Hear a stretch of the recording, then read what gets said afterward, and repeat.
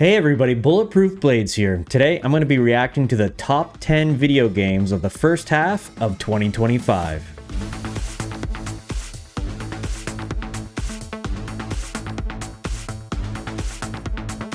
I haven't seen this video yet, so I'm really excited to see what kind of games we're going to be getting in the first 6 months of this year. Today I'll be diving into what makes each game stand out for me, sharing my honest thoughts, and hopefully helping you decide if they're worth the hype. But first, will these games truly deliver groundbreaking experiences, or are we looking at another round of overhyped releases? Let's find out together as we jump in. At number 10 All right, is let's Sid see what's Meier's first. Civilization 7, the latest 4X extravaganza from... Alright, so first we got Civilization 7. I've played a bunch of the Civilization games, probably 4, 5, and 6. I don't think I played any before that. So I have played some of these, and let's see what they got going on for Civ 7 here. Fire Access games. Now, I'm not going to say this is like a major departure for Civilization, but they've added quite a few interesting things. First, ages. You have antiquity, exploration, and modern periods. In between each, there's crisis points where you have to decide what elements that you keep from the previous age as you move into the next. I do think that's a pretty cool So you can kind of make it different every time you play through. It also is going to allow you to do some weird alternate history stuff. Right. An example I have seen in the leaders in Civilization swapping, like Benjamin Franklin of Revolutionary United States fame, building the Great Wall of China. At the heart of it, though, it's still Civilization. If you like previous games, I'm sure you're not going to be particularly out in the cold with what's going on here. But these are some interesting ways of mixing up the formula that I think... Yeah, this is interesting. Adding ages certainly makes it seem a bit more like Age of Empires or other games like that. And these crisis points sound a little bit interesting. I'm curious to know a bit more details on that. And mixing and matching the cultural things like the United States building the Great Wall of China. I'm not sure I completely understand how that would work, but I guess we'll wait and see. Civilization, always been a good series. Honestly, sound good. They could not be good. I don't know. Yeah, we'll see. Obviously, great ideas can be executed well, and bad ideas can turn out better than you expect. So we'll have to wait for the pudding to see if the proof is in it. Civilization 7 is coming to PC, and when I say PC, I mean Windows, Mac, and Linux. It's coming to all PC PlayStations, platforms, the Xboxes, and Nintendo Switch as well, all on February 11th. Oh, everything. February 11th. And that's really soon. Number 9 is Assetto Corsa Evo. You might be aware of the beloved racing... All right, Assetto Corsa Evo. Not a game series that I'm really familiar with. It's coming for PC, it looks like. Obviously a racing game. Let's see what they got in store. January 16th. Oh, that's only a couple weeks away. Simulator. It's a franchise that's been going on a while. This is the open world one. The map they've created for this one world racing game? Supposedly over 600 square miles. It takes place in Nürburgring. It's real world terrain, supposedly. I don't know if it's 600 square miles of Nürburgring that are specifically recreated or if it's areas that have been combined into a map. I don't know that. I do know that the developers have a proprietary engine that they have been working on. This game's going to have a day-night cycle, dynamic weather, and apparently advanced vehicle physics. Now, okay, so day-night cycle and like weather simulation. This is something racing games have had for 15, 20 years. This is nothing new. They say they're going to have advanced, driving physics? What did they say here? Apparently advanced vehicle physics. Advanced vehicle physics. I mean, what does that mean? We've had racing games that have basically been, really similar for a long time. So what could it possibly be other than just maybe marketing hype? Now, as you know, vehicle physics are kind of lackluster in racing games as a whole now, whether that's arcade or simulation. Depends on the game. So I'm interested to see exactly what they mean by enhanced vehicle physics. This one's going to have VR support as well, which I think is a good thing. Assetto Corsa Evo is coming to PC via early access, at least at first. It is going to land on PS5 and Xbox Series later, but January 16th is where you're going to see it pop up on Steam for your purchase. And number 8 is the first Berzerker, Khazan, a action RPG developed by Neepal or Neopol. I don't know how to say it. I don't want to say Developed by Nipple, though. Nipple. They're not going to make me. It's published by Nexon, though. It's allegedly a hardcore action RPG, and it's set in the Dungeon Fighter Online universe. Dungeon Fighter Online has been going since 2005, although we in the West didn't get it till 2015, anime RPG. 10 years in. This is a single-player game. It is a prequel set 800 years before, what you can do in Dungeon Fighter Online now. And it's about the first Berzerker, of course, Khazan. It's kind of a cool idea, and if it turns out to be, I would guess this will become a franchise pretty quickly on account. Dungeon Fighter Online's been going for nearly 20 years at this point, has a built-in audience, and a lot of those people also like single-player games, me in particular. Okay, gonna pause here for a sec. Looks a lot like a Souls game. There's a lot of games that look like that these days. Like Wukong just won some Game of the Year awards, very similar to that style. I don't know. I've never been into those sort of games personally, and the art style here, not something I'm particularly into. I know I might lose a few of you on that, but anime just not really my thing. I don't have anything against it. I watched Dragon Ball Z and Pokemon when I was younger, but haven't really kept up with it much as an adult. I don't know. Let's see where this goes. I have played Dungeon Fighter Online. I don't ongoingly play Dungeon Fighter Online, but I'm familiar enough that this definitely piques my interest, and also the footage looks pretty sweet. The first Berzerker Khazan cool. is coming to PS5, Xbox Series, and PC on March 27th. However, if you want to play it earlier and without paying any money, a demo is coming out on January 16th, and all the save data is transferable to the full game. I love that companies are doing this, to be frank. It's something that gets me in the door immediately. I am supportive of it. Like, demo culture was basically gone for a very long time there, and it really provides a good way to get people into your game. The flip side is you have to... If you don't know, I mean, like back in the day, so old, used to be pretty common to get demos, even on console games, especially on PC games, that would often let you play like some kind of demo level, or maybe even the first level of like a campaign or something like that. And they're of course free. And very often you could transfer your data over. So if you played through that first level, if it wasn't a campaign and you beat it, and you liked the game, you could go buy it and you would start at the second mission of the campaign or the second level or something like that. All your data would go through. So it's a great way to get people to try a game who might be hesitant, and, just give them a chance to, like you said, kind of get their foot in the door and see if they like it. And I think it's a great way to get people on board with a new game, especially if it's something that's not super popular. Prove it's a good game. But for consumers, that's obviously great. It's pretty excited about this one. First Berzerker Khazan. I don't see a downside for the developers. Moving on to number either, 7, it's unless Killing you made Floor a bad 3, game. The latest installment in the co-op first-person shooter series. This one actually takes a pretty big jump, where Killing Floor... Okay. Not familiar with this series, but looks like a horde kind of zombie killing game. I have played some of these in the past. I played like Left 4 Dead 1 and 2. I've probably played some other ones that I'm kind of not remembering right now, but I don't know. They're not my favorite thing. There is zombies in COD, which I play a lot. Call of Duty, not zombies. Specifically because I'm not a huge fan of just killing wave after wave of like NPCs. I prefer the challenge of playing against a human opponent. 1 and 2 are set in the sort of near future. This one jumps to 2091. And the reason for that is to plop you into a more dystopian, crazier world where Khazan is more powerful and the visuals Zeds are much more advanced. I think from a gameplay perspective, it's probably a good idea because it gives them a lot of excuses to kind of go full maximalist in everything. It's a bit of a new direction, although it doesn't look supremely different from Killing Floor 1 and 2. They're touting new enemy AI in this game, which I think is good. I just love that we've gone back to talking about how good enemy AI is. Now, it's probably a result of all the AI hype. But if that gives us good NPC/enemy AI in games, I'm all for it. I don't care why. I just care that it's happening. But I got to agree with him here. I think graphics have kind of stagnated a little bit in the video game industry. Like, they're certainly getting better,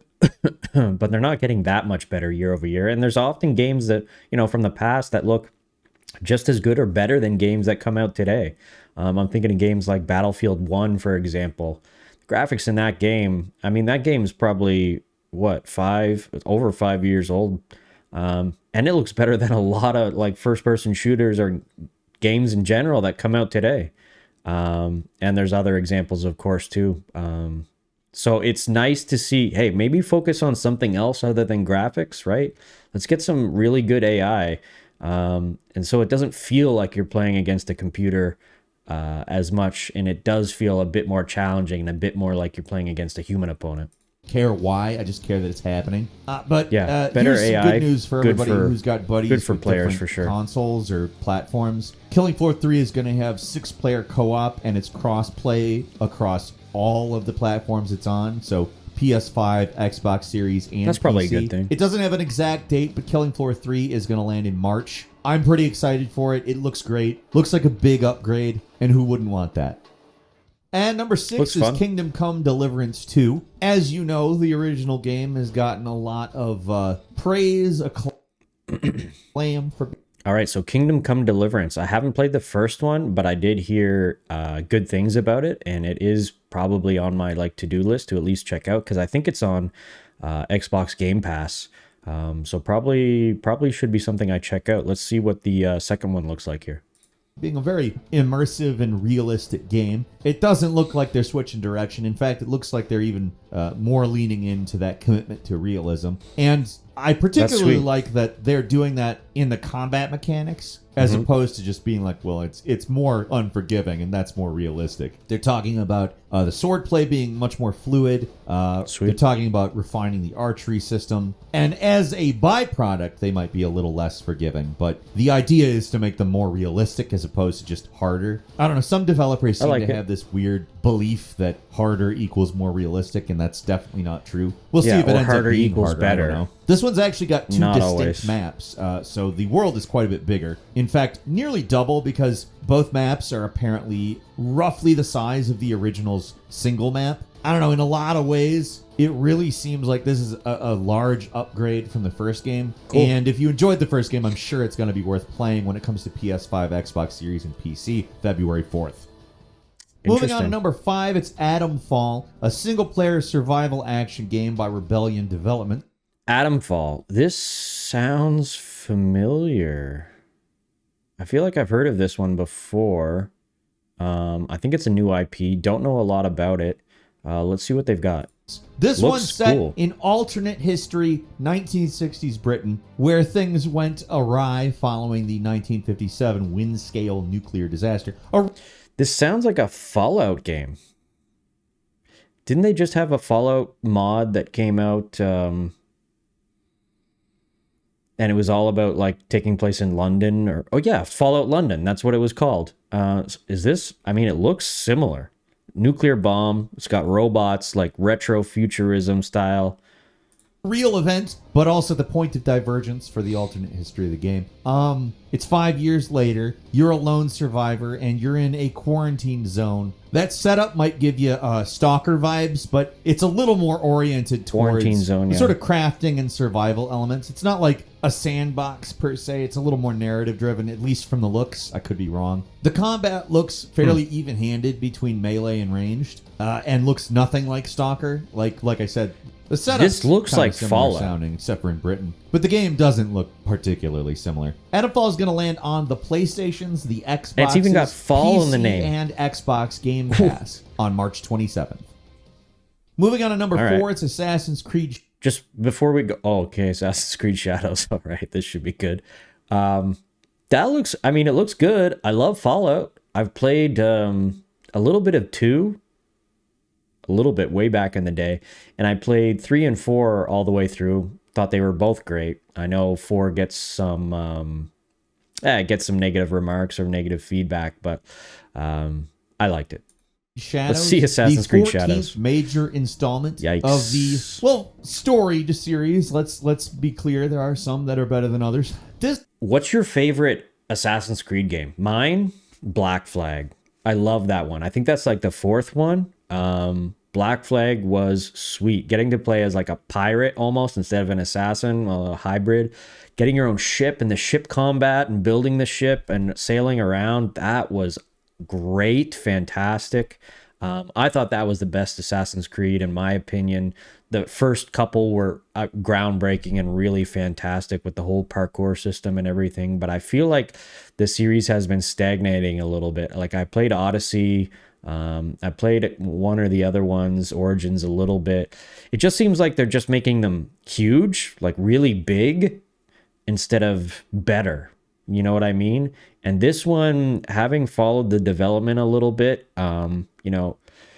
choosing to go with the characters that they did for Japan, like you're gonna have an Assassin's Creed game set in Japan, and you're gonna pick like the one African American samurai that may or may not have existed to be like the main character. I just feel like that's not right. Like if you're having a game in Japan about samurai, pick a Japanese samurai. You know what I mean? I just feel like I don't know what they're trying to do there. They're virtue signaling, I think, in my opinion. But I would like to see a Japanese character, at least the other character is Japanese, I believe, Japanese female. So I don't know. That's my opinion. Let's see what they're saying, at least in this video, because I hear bad things about this game, and I hear even worse things about Ubisoft in general as a company. They seem like they are going south fast. This game is stirring up a little bit of controversy. Yeah, you could say that. But if you look into what they're actually trying to do with it, I'm interested in the outcome more than the speculation. Obviously, it could be a big heaping pile of dog shit. We don't know. But I feel like it will be. Ubisoft has been saying they're leaning towards the more traditional Assassin's Creed style gameplay, which is kind of what I want to see in Assassin's Creed at this point. I like the open world stuff. I made it clear that I think both of the types of Assassin's Creed games are good. I like the old school kind just a little better, but I'm also kind of hesitant to lose the open world stuff completely. And this seems like it's very in line with what I want from an Assassin's Creed. I mean, Ubisoft has kind of painted it like a bridge between old school and new school, leaning a little bit closer to old school. I think Mirage is probably a pretty good precursor as to what exactly they're doing here. You got more stealth, more assassination, more parkour focus. They're saying that the story missions are going to be a little more linear and focused, while at the same time putting you on a pretty big map.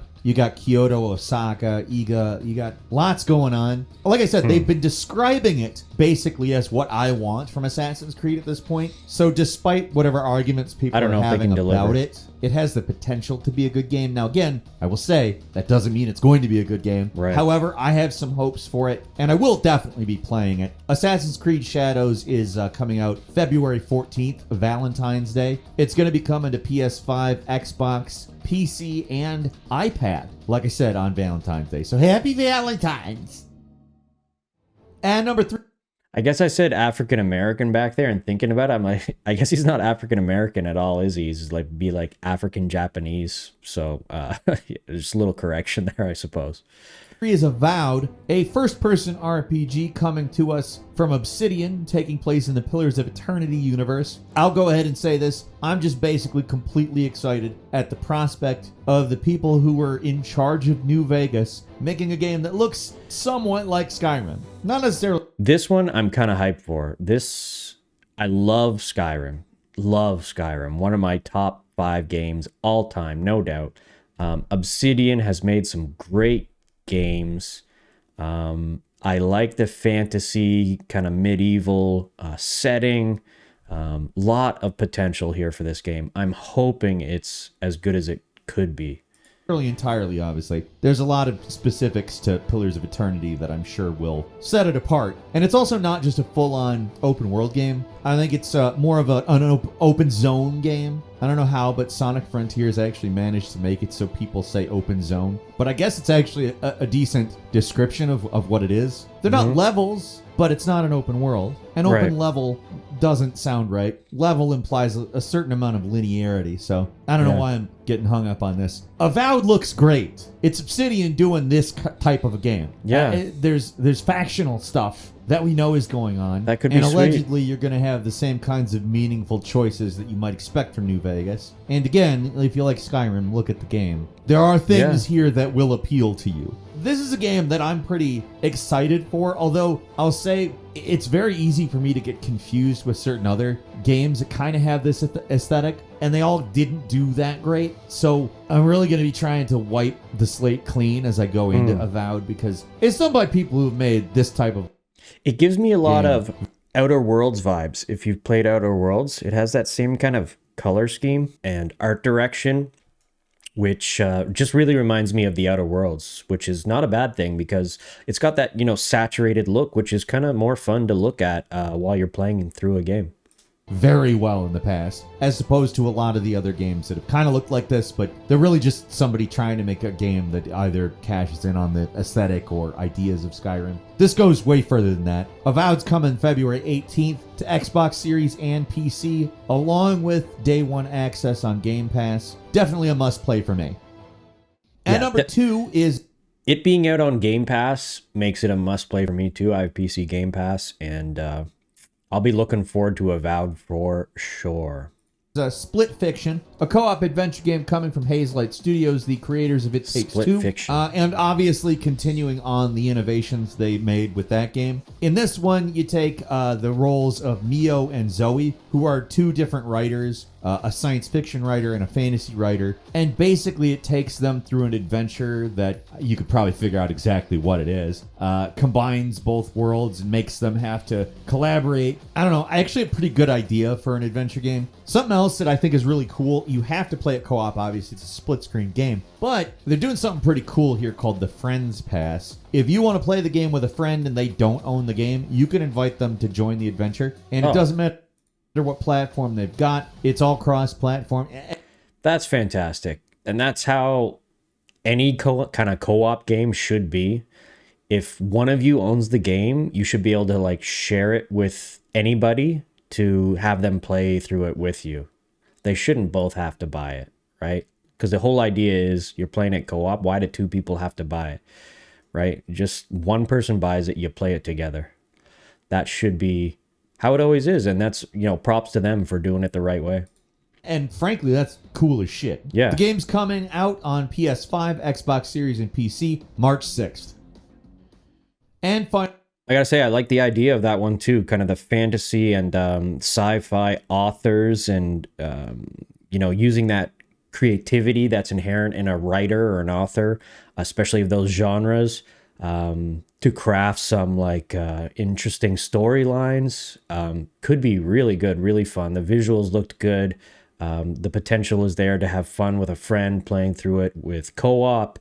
That could be a really good one. Finally, at number 1 is Monster Hunter Wilds. I mean, this is going to be a big Hunter one. Wilds. It's kind of hard to avoid Monster Hunter. Now, this is a game that's not necessarily known for its story. It's more known for its gameplay, and it looks like they're advancing a lot of it. I'm very happy with the direction they're taking because Monster Hunter World is this big, sprawling thing. It does a great job at everything that it does. I've not played any of these. They released Monster Hunter Rise a little bit later for Switch and then ported it to PC, and it has a slightly more vertical approach, and it looks like they're taking these sort of Monster Hunter World base and moving it in the Rise direction. That to me automatically gets me in the door because I really enjoyed Monster Hunter Rise, specifically Rise. It's not that I didn't enjoy World. I actually love the hell out of World, but it's pretty old at this point. And Monster Hunter Rise, to be frank, looks like it's older than Monster Hunter World because it was designed firstly for Switch. Wilds just looks like a worldified Rise, if that makes sense. I don't know. I don't know if I'm saying smart things here or not. We got cross-platform, 4-player cooperative multiplayer, so I mean, this is going to be a fun one for you and your buddies. And it will be landing on PS5, Xbox Series, and PC February 28th. This is number 1. I do Maybe have a quick bonus game for you.